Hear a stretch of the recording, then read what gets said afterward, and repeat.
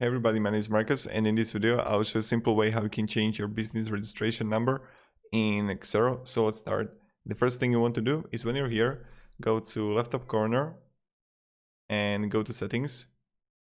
And when you're here, click on organization details. And when you're going to be here, you're going to see business registration number. And you just want to write it there.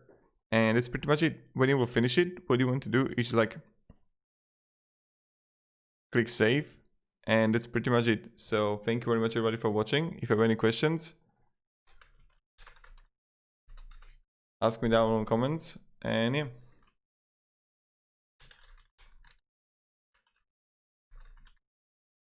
Goodbye.